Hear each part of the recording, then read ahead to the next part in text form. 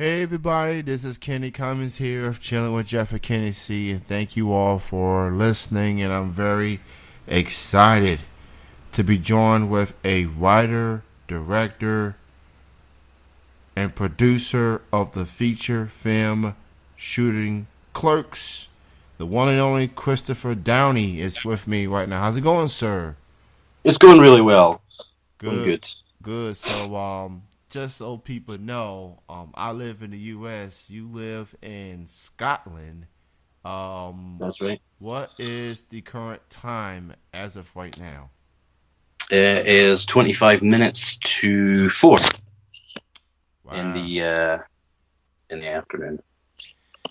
Out here it's a little after 10 a.m. here on the Eastern Coast, so we like several hours apart. hmm Like you in the afternoon already. I'm just waking up, basically. But this is pretty cool. So we are here on this interview to talk about this feature film called Shooting Clerks. Talk about working on this film and the whole process and this has a little history behind it. So talk a little bit about it. Well, we started making films well, I've been making films since I was old enough to hold up a camera. So probably 20 years or so. I think the first film I made when I was about 13 in high school was a remake of Scream for some reason. But we've been making serious-ish films since about 2012 when we made a fan film, I guess you could call it, this first and only, I think to this day, fan film based on a podcast. So we did a film called Babylon Begins, which was based on Kevin Smith and Ralph Garman's podcast, Hollywood Babylon. And we incorporated several of their themes and segments into the film and tried to work a narrative around it. It was basically just a Green Lantern Batman-esque rip-off, kind of just for laughs, really. And because it got to them, because they saw the casting call, it sort of encouraged me to continue making it. And then they screened various sections of it at the Hollywood Improv. And it just sort of gave me my first kick up the backside, really. So after that, I decided to make something a little bit more serious. So we made a biopic about Jason Mewes, Kevin Smith's long-term friend who plays Jay and Silent Bob. And we decided to focus on a very specific story in which to keep him proactive and distracted from his heroin withdrawal. Him and Kevin would go out and try and find the rare Greedo figure. So we made Get Greedo. That got to some Mewes, and then Kevin put it on his channel, and things were going really well. Then we did a film called Emo Kev, which again based on something that Kevin talks about, but you also get to hear the conversation he has with himself on the dictaphone. So there was a lot of material to pull for him for that. And then after we decided, why don't we do Shooting Clerks? Because it was going to be maybe 3 or 4 after a big load of unrelated films that we just thought it would be too difficult to do as our first feature. And it was. But here we are, we managed to pull it off. It's taken years, but the response we've had makes it all worth it. The fact that people come to us and say such nice things and have come to see it multiple times, really means a lot, and it's worth it because we made it as fans, for fans. I definitely like the reaction that's been getting from this film. And it's definitely going to be. It's been having a great turnout so far. This movie has been seen throughout the world, and I'm definitely looking forward to watching it myself at some point. So what was it like just being with the cast, getting a chance to know them as y'all was working on this film? What was it like just getting a chance to be with the cast per se? You mean the cast of our film or the Yeah, cast of yeah. Clerks? Oh yeah, oh yeah. Your cast. Our cast, it was wonderful. We were quite lucky. We had a few people already in place because, as I said, we made films set in the same universe before. So we had Chris Bain, who played Jason Mewes, and we had Mark Frost, who played Kevin Smith. And Brian O'Halloran was played by my producer, Brett Murray. So they were all really strong and getting even better. So we decided, well, let's just keep them because they're good enough, if not better, than anything that we could find out there. And then we were lucky enough to be approached by Ruth Kennett, I can't remember her married name for the life of me, and Felicity Jackson from StarNow.com, and they offered to do a casting call in Manchester. And they put it, they did it themselves. We were meant to be, taken down to be part of it, but we couldn't for whatever reason. So we had them basically tape every single one of the auditions. And then as the weekend approached, we got all these audition tapes, professionally shot, professional actors all around the London, Manchester, Newcastle area, just England really. There was people from all over, and we found the most perfect people. We found Harry Mitchell, who plays Scott Mosier, perfect, absolutely perfect in the film, perfect. His performance in the audition was perfect. We found Jay Booten, who plays Dave Klein there. Of course, Matthew Postlethwaite, who plays Walt Flanagan. So when everybody finally came up, everybody seemed to have the same idea. So it was, let's muck in, let's do this. If need be, can you hold the boom pole? Can you help us with the lights? Can you possibly do your own hair? And everybody really subscribed to that idea as a very indie outlook. And I have to say that, I will say we wouldn't have made this movie if it weren't for, of course, Kevin and Jason's support and Jordan Monsanto and Scott Schiaffo and Brian O'Halloran and Marilyn Gigliotti. But we wouldn't have been able to make this movie to this standard without the cast. I throw my hands up and say, huge part of the reason the film is good on screen and behind the scenes is because the cast were so generous. I definitely found it very cool that the original cast was okay with you and this new cast to go along with this, and it was great just to have a turnout the way that it did. I want to talk about the film premiere, which was at the Highlands, New Jersey, and Kevin Smith himself watched it for the very first time. What was the reaction, the first reaction that you got from him after he watched it for the first time? What was the reaction that he gave you after watching it? Well, he didn't want to. He refused to tell me certain things. He's like, "You need to watch Comic Book Man," because I just poured my heart out to the camera after the film was done. He just got up, went to the back, went into the foyer, and they rolled camera on him for Comic Book Man, the AMC people, and he just poured his heart out about how he felt at the film. But he did tell us pretty much everything else. He said, "I loved it. It was incredible to see that." And the funny thing was, he had people turning to him saying, "That actually happened," and he's like, "Yeah, I know that. Of course, it's not made up. There's an element of fictional dramatization on there, but that's only to piece together the respective scenes. Most of it is, I think, even some of the people involved are like, yeah, 75-80% accurate, and the only liberties we took were, like I said, just for the flow of the film and just for the pacing. We had to swap things around, or we had to invent a new scene just to super glue it together.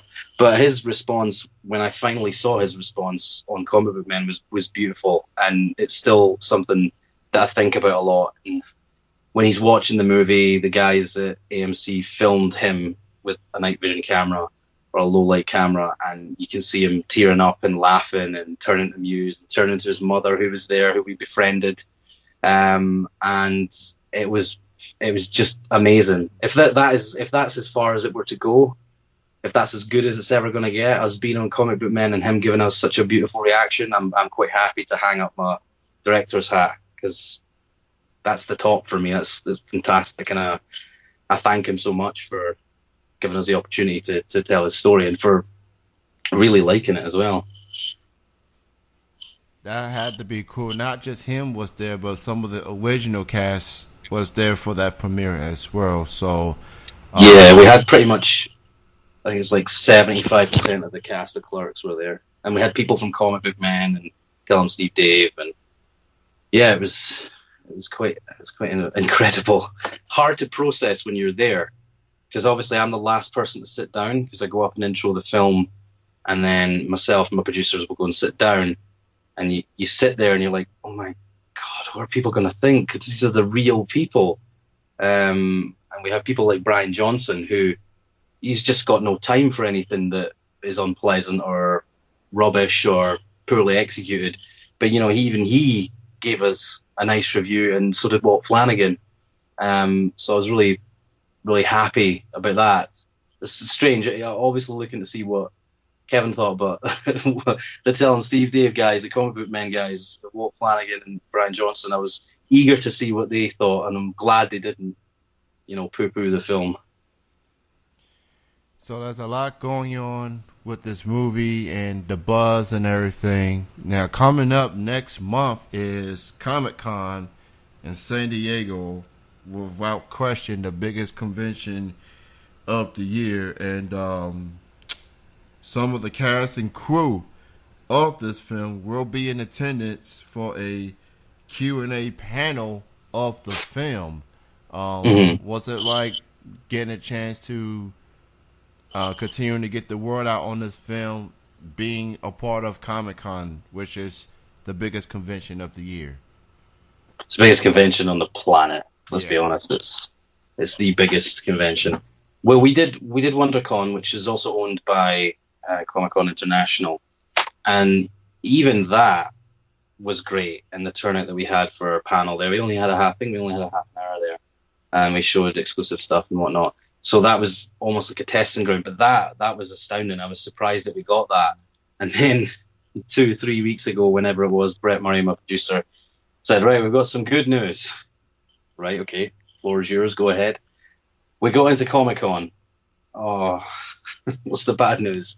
We're going to have to go to Comic-Con. We're going to go all the way to San Diego. It's going to be expensive. And I thought, if we can make it work, let's do it, because it's, like I said, the biggest con on the planet. And it's Kevin Smith Central as well. He's got a lot of plates spinning at Comic-Con. Of course, he goes to the IMDb Bolt. He has panels himself, and he occasionally moderates panels. And of course, he does his shows, Jay and Silent Bob Guild and Hollywood Babylon. So to be able to take everybody, well, not take them, we're going together, but in order to take everybody with us is a thrill, because it's a little bit of home and then this completely new world, just a world that we've only ever seen in photographs or videos.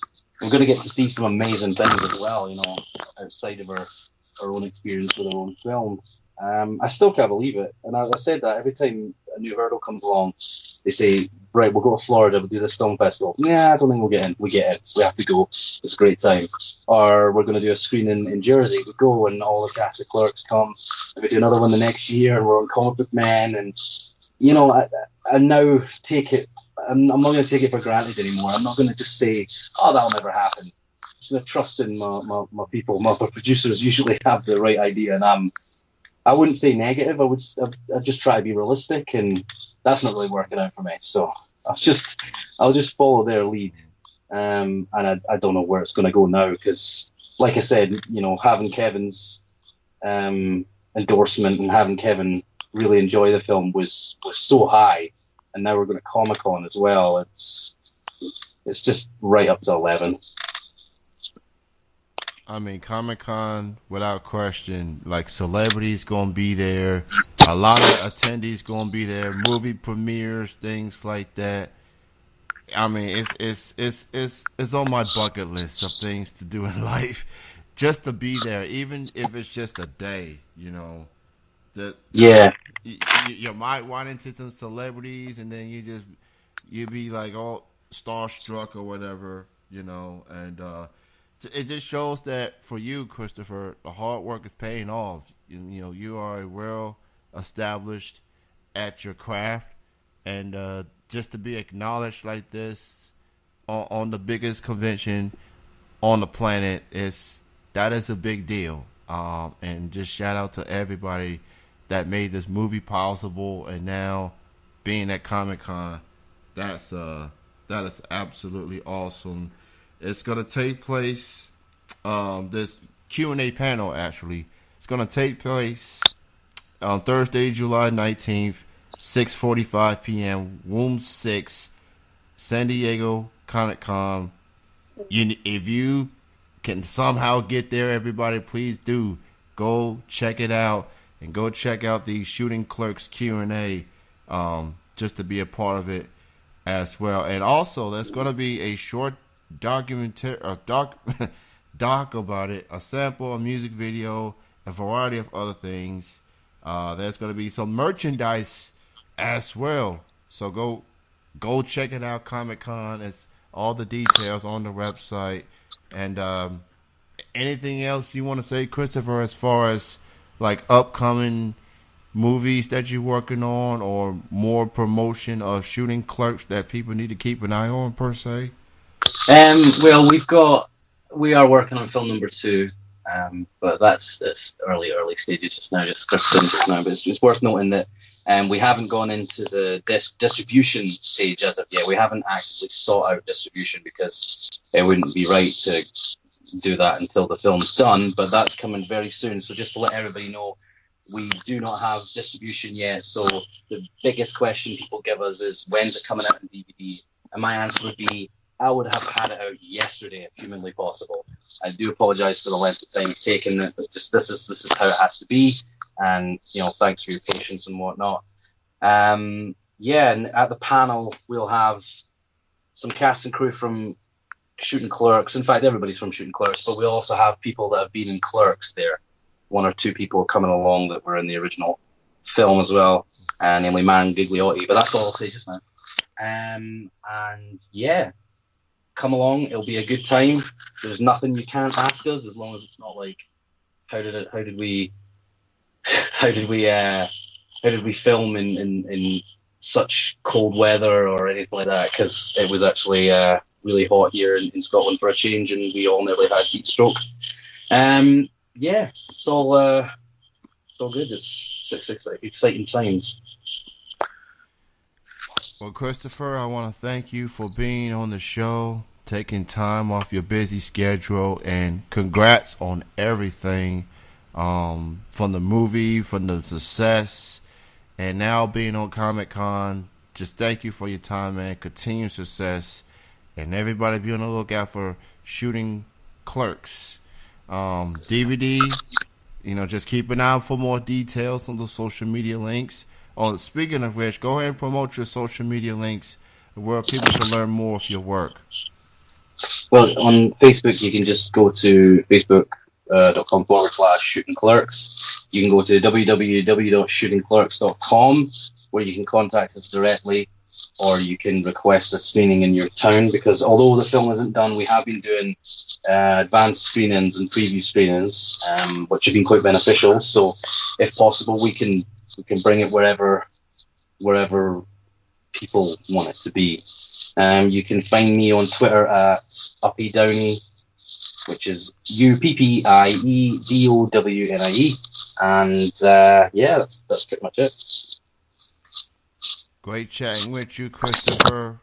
Thank you again, and just thank you for everything, man. Truly appreciate it. Continued success. Well, thanks for having me on.